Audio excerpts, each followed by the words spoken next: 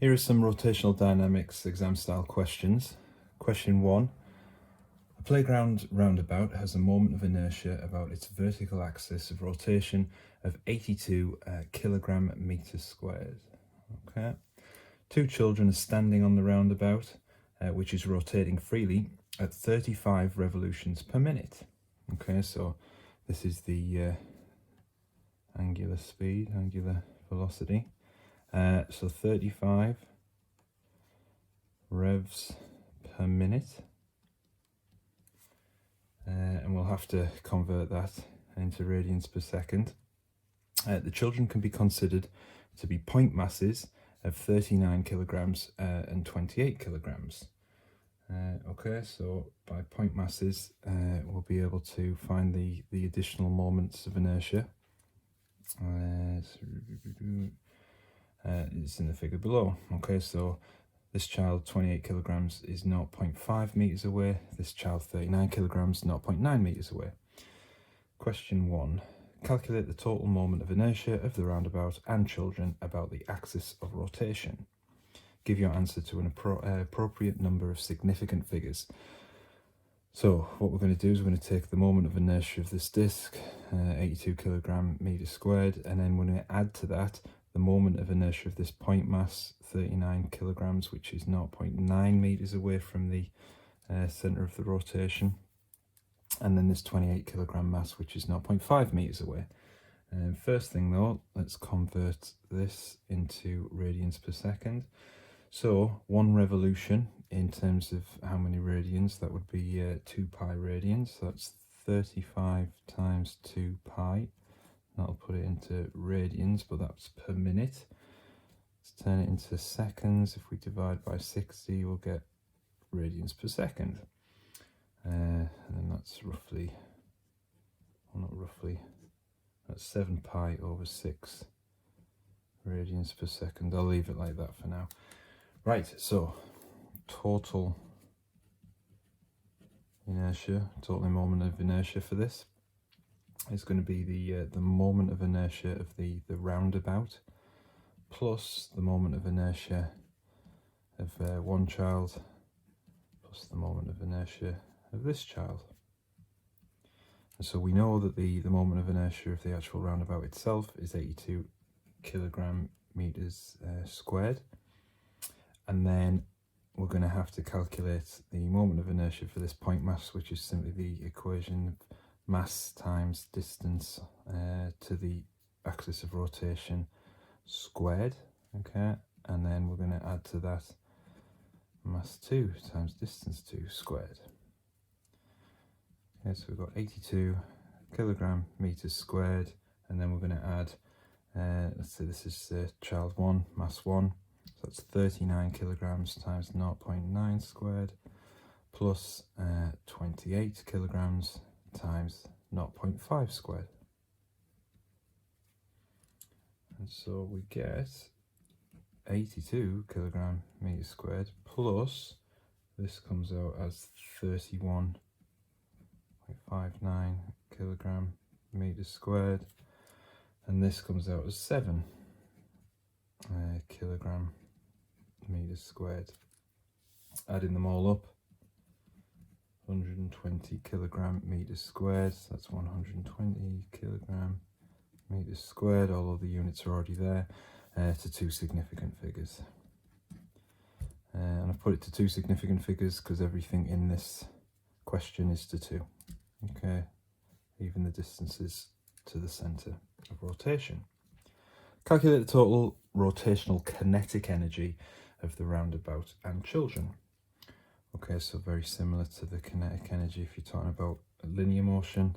So instead of half mv squared, it's half I. So the moment of inertia instead of mass, instead of v linear speed, it's angular. So half I omega squared. And so we have I as 120. We've got omega as this. So we've got half times 120 times 7 pi over 6. Don't forget to square it. It comes out as 810 joules. Okay.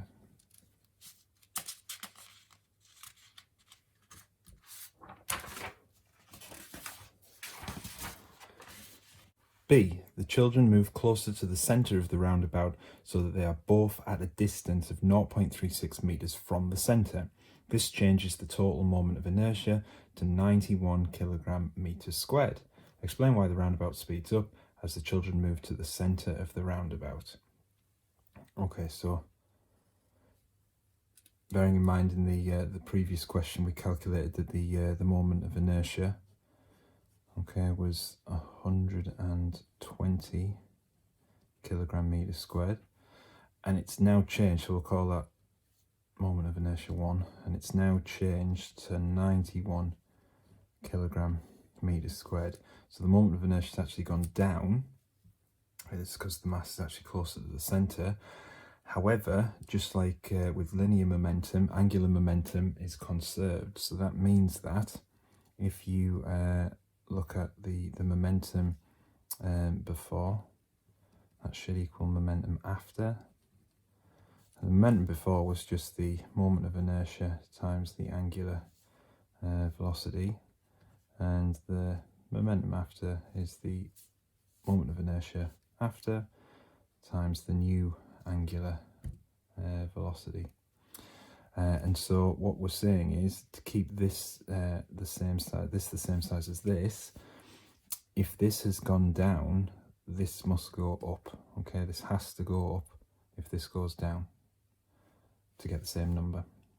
Okay, and what you can think, if you've ever kind of swiveled on a chair that spins, as you're spinning around, if you lift your feet up, okay, and you put more of your mass further away from the center of rotation, you actually start to rotate around slowly. And then if you pull your legs in and you kind of like try to bring all your mass towards the center, just like what's happening here, the children are going towards the center, then what happens is you feel yourself, like you actually do increase the rate of rotation. So if you have done that on a chair before, you'll know what I'm talking about. Right, so in words then, let's just put that the angular momentum must be conserved. Okay, so that means, so if I decreases, then omega must increase. Okay. Part 2. Calculate the new angular speed of the roundabout. You may assume that the frictional torque at the roundabout bearings is negligible. Okay, so assuming no frictional forces, we're going to calculate the new angular speed. Okay, so we're basically going to apply this equation, and so we can find the new angular speed. I'll call it omega 2, which would be I1 omega 1 over omega 2, and that's going to be 120 multiplied by the 7.6 pi that I put it in before, radians per second, and then divide that by 91. Of course, you could keep that in the original 35 revolutions per minute, and then your answer would be in revolutions per minute. However, they've put this, so we need it in radians per second, and so when you do that calculation, it comes out at about 49 radians per second. Okay. Part 3. Calculate the new rotational kinetic energy of the roundabout and the children. Okay, so just like before, we used this equation, and so now we're just going to substitute the new values. Sorry, that's 4.9. So we're going to substitute the new values, half times 91 times this new angular velocity, and we're going to square that, don't forget to do that, and that comes out as 1100 joules. Okay, so 1100 joules to two significant figures. Right, explain where the increase of rotational kinetic energy of the roundabout and the children has come from. Okay, so obviously the children have had to move themselves towards the centre, so the work done transferred by the children moving towards the centre. This is where this increase of rotational kinetic energy has come from. Okay, so just the work done, or the energy transferred as the children move towards the center.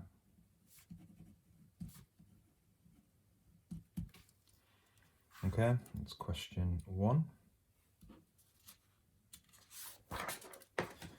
Right, question 2.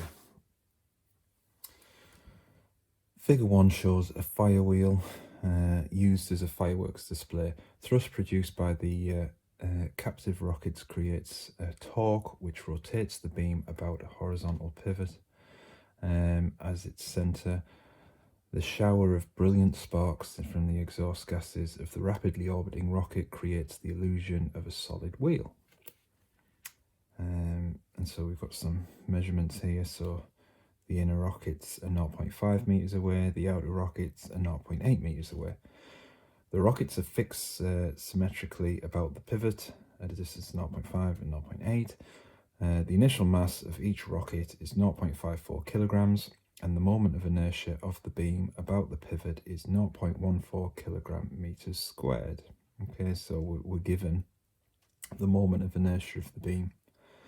Show that the initial moment of inertia of the fire wheel about the pivot is 1.10 kilogram meters squared.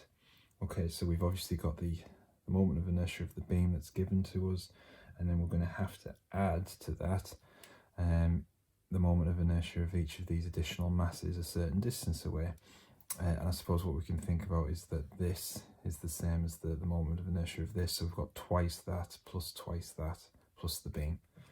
So the total moment of inertia, I'll just put total, is going to be the moment of inertia of the beam plus we've got 2 times, so this is going to be a mass of, what does it give us the mass? Yeah, there's the mass of each rocket, a distance of 0.5 meters squared, so that's the moment of inertia of these two.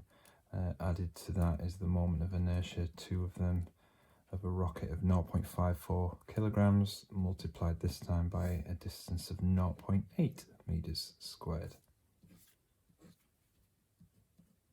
Okay, so we've got the 0.14 kilogram meters squared plus this, which is 0.27 kilogram meters squared, plus this, which is 0.69 kilogram meters squared, and in total that comes out as 1.1 kilogram meters squared.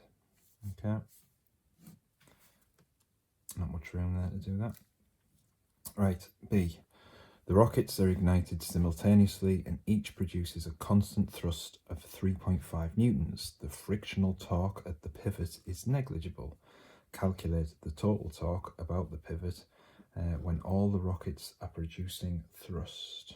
Okay, so you've got torque is equal to moment of inertia times angular acceleration, and then we've also got torque as the force times each perpendicular distance to the pivot. Although what we've got is we've got equal size forces going in that same rotational direction. So we've got a couple here, these are acting together and these are acting together. So we could say that the torque's equal to one of the forces times the distance between.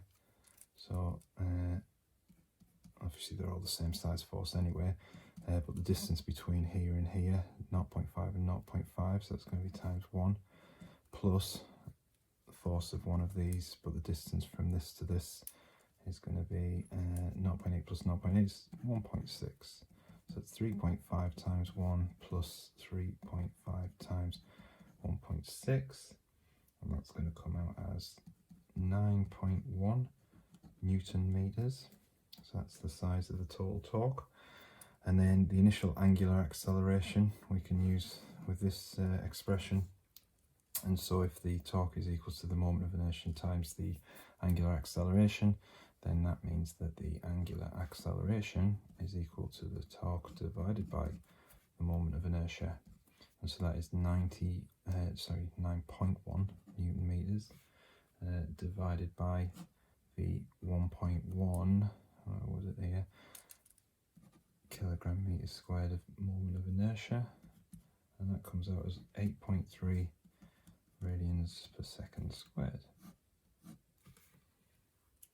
Okay.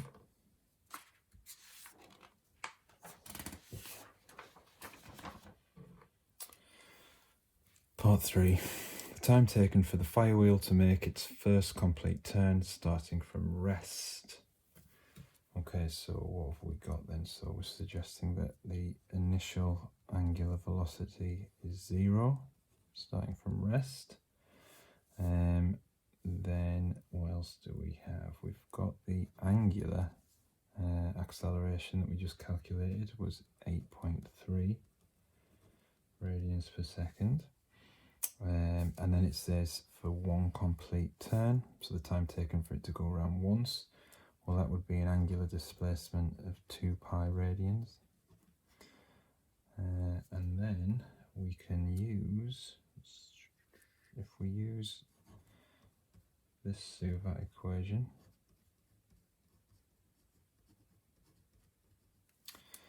whereby this term becomes 0 because our initial velocity was 0, so that's gone.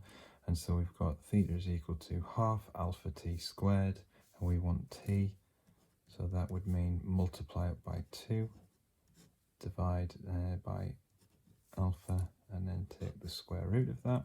So that's 2 times 2 pi divided by 8.3.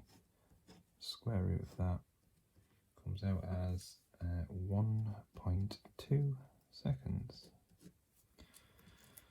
Okay, so the total thrust exerted by the rocket remains constant as the firewheel accelerates. Explain why, after a short time, the firewheel is rotating at a constant angular speed, which is maintained until the rocket fuel is exhausted. So, if we think about frictional forces acting, so a frictional couple, okay, due to the air resistance,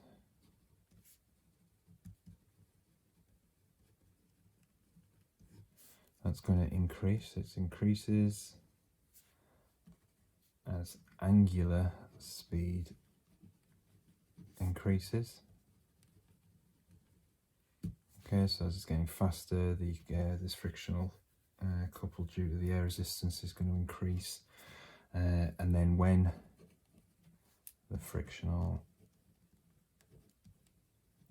couple is equal to the driving torque, okay, or you could suggest that there's no resultant torque, okay, but when that equals that, then what's going to happen with no resultant torque? Then no more acceleration. Okay, and then the angular speed will be maintained at whatever angular speed it got up to before there was no longer an acceleration. Question 3. A roundabout in a fairground requires an input power of 2.5 kilowatts when operating at a constant angular velocity of 0.47 rads per second. Show that the frictional torque in the system is about 5 kilonewton meters. Okay, so just like when applying a force times linear speed, in terms of linear motion, there's an angular equivalent, so power is equal to torque times angular speed. And so in this case, we want to find the frictional torque when we know the power and the angular speed. So let's just remind ourselves, power is 2.5 kilowatts. Angular speed is 0.47 radians per second. And so the torque would be power divided by angular speed. So 2.5 kilowatts divided by 0.47 radians per second.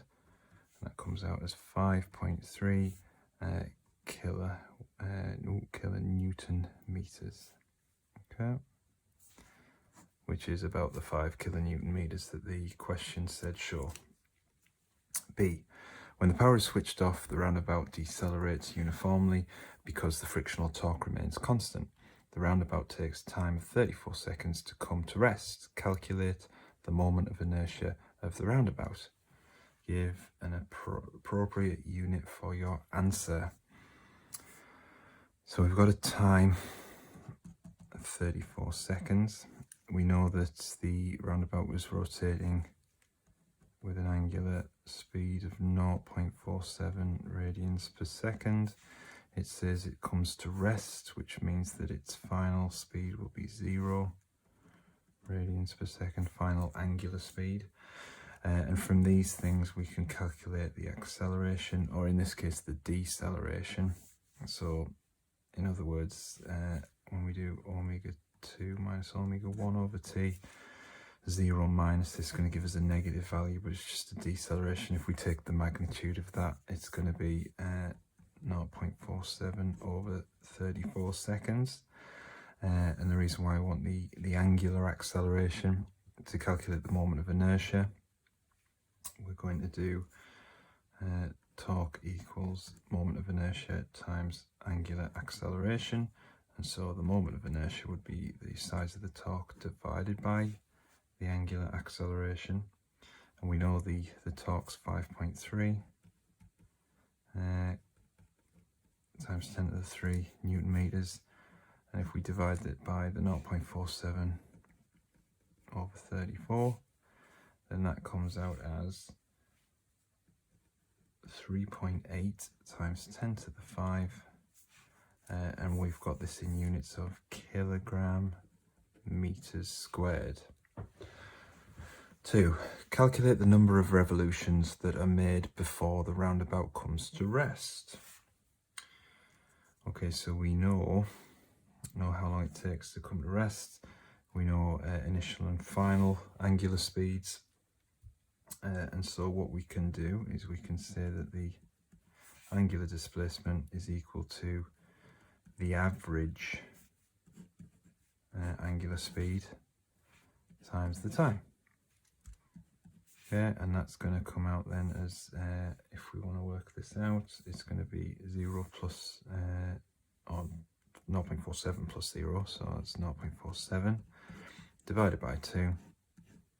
That's the average angular speed times 34 seconds, and that comes out as 8 radians, but it says revolutions, so bearing in mind 1 revolution is equal to 2 pi radians.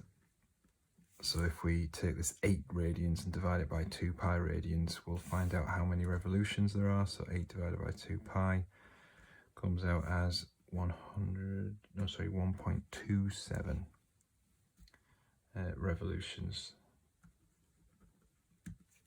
Okay, so it goes around a whole time and 0.27 of the way around as well in the 34 seconds for it to go from this speed to 0 in 34 seconds. Okay. C. An operator of mass 65 kilograms is standing on the roundabout when the roundabout is rotating at an angular velocity of 0.47 radians per second. His center of mass is 2.2 meters from the axis of rotation. The diagram shows that his body leans towards the center of the path. Calculate the centripetal force needed for the operator to remain at this radius on the roundabout. Okay, so they've given us his mass. They've said he's 2.2 meters away and his angular speed is 0.47 radians per second. So the centripetal force is going to be mass times the centripetal acceleration, which in terms of omega would be omega squared r. So we've got 65 times 0.47 squared times 2.2, and that comes out as 32 newtons.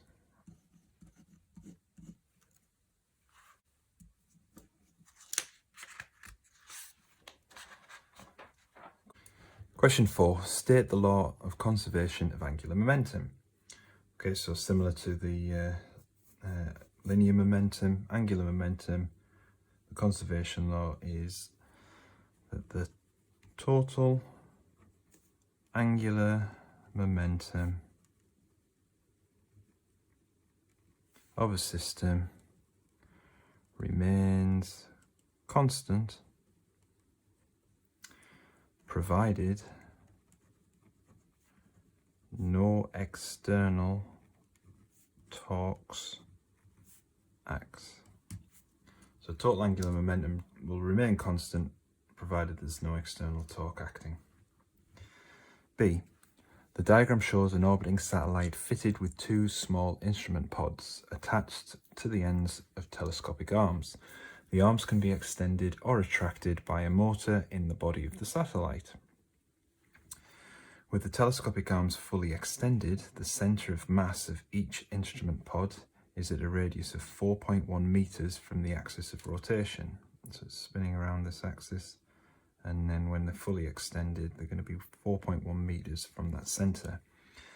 The moment of inertia of the satellite body about the axis is 71 kilogram meters squared, so this cylinder, and then each of the masses are 5 kilograms, and then the mass of the telescopic arms are negligible, okay, so we don't take them into account.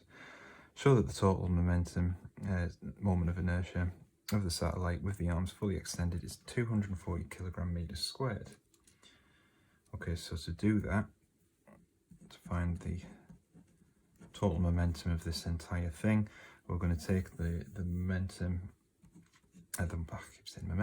moment of inertia of the satellite, and we're going to add to that the moment of inertia of this mass this far away, plus the moment of inertia of this mass this far away. Now they're both the same distance away from the centre of the axis of rotation, they're both the same mass, so we'll just do 2 times the moment of inertia of one of these masses of the pods times the distance squared.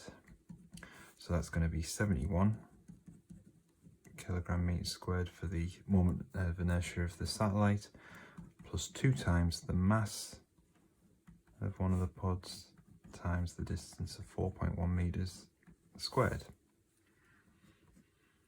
And that's going to come out with 71 kilogram meters squared plus 168 kilogram meters squared, okay, which is, well, if you use the exact values and put them in, you're going to come out with 239.1 kilogram meters squared. So it's important to show, don't just write down 240, write down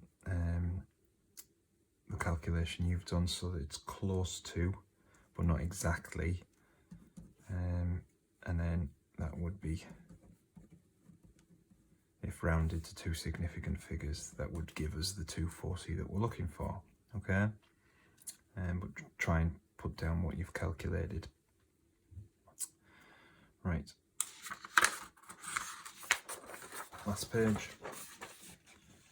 Says the satellite is initially rotating slowly about its axis with the arms fully extended. The arms are slowly retracted so that the instrument pods move closer to the body of the satellite. State and explain the change in angular speed of the satellite as the arms are retracted. Okay, so what's going to happen then? So you've got the satellite with the arms extended, and they're going to be going around at a certain angular speed, and then the arms are going to come in, and something's going to happen to the rate at which it's moving. And if you think about at the start of the question that talked about conservation of angular momentum's going to be conserved, so whatever the momentum was of this is going to be the same momentum for this. It's just that what we're doing is we're changing the moment of inertia. Okay, so we're actually reducing, so if you think about moment of inertia is summing up all mass times the distance that mass is from the axis of rotation. So if we're reducing r, this should have a smaller moment of inertia. And so if that has a smaller moment of inertia, to get the same angular momentum, the angular speed, the new angular speed must increase. Okay, so your momentum before should equal your momentum after. The momentum before is the moment of inertia before times the angular speed before, and that should equal the moment of inertia after times the angular speed after. And so what we're saying is if this is going to go down, this is going to have to go up. Okay, so in words, I could just write that the moment of inertia decreases, and then that combination of moment of inertia times the angular speed, which is the angular momentum. Okay, that has to remain constant because momentum's conserved. And to do that then, if I decreases, omega must increase. Final part. The satellite is initially rotating at 1.3 radians per second with the telescopic arms fully extended. When fully retracted, the instrument pods are at a radius of 0.74 meters from the axis. The satellite satellite contains sensitive equipment that may be damaged if the rotational speed exceeds 4.2 radians per second. Deduce whether the arms can be retracted fully without the satellite exceeding its maximum permitted angular speed. So as we said before, if these are retracted, if the masses get closer to the axis of rotation, the moment of inertia is going to decrease, but that means then it's going to start rotating and spinning around quicker. And so what they're suggesting is if the arms get this close, the moment of inertia decreases to a certain amount. Does that then mean that the angular speed goes up beyond this value? And if it does, then it's going to damage sensitive equipment inside. Okay, so we have to kind of show that the speed's not going to go above that. Okay, so what we can do is we can calculate. Let's write down some things first. We've got the initial speed, and we've got the final, or potentially the final, so we don't want to exceed that. Okay, so it's initially rotating there, and it's finally going to rotate here, and then we can say that the momentum before needs to equal the momentum after, so the initial moment of inertia times omega 1 will equal the final moment of inertia times omega 2, and we know the initial because that was calculated before. That was 239.1 kilogram meters squared, and we're going to go to a moment of inertia of 71, which is the moment of inertia of the satellite body, plus this time 2 times the mass of each pod. So this is like before, but instead of saying times 4.1 meters away, they're 0.74 meters away now. And so this is this term, so we can now calculate omega 2 as I1 omega 1 divided by I2. So I1 239.1 multiplied by omega 1 1.3, divide that by all this, 71 plus 2 times 5 times 0.74 squared, and when you do all that, it comes out as 4.1 radians per second. So if the masses retract towards the axis of rotation and get 0.74 meters away from it, then the new moment of inertia combined with this expression gives us the new angular speed, which is 4.1 radians per second, which is below the speed that would damage any sensitive equipment. So it'll be spinning slow enough not to damage the equipment.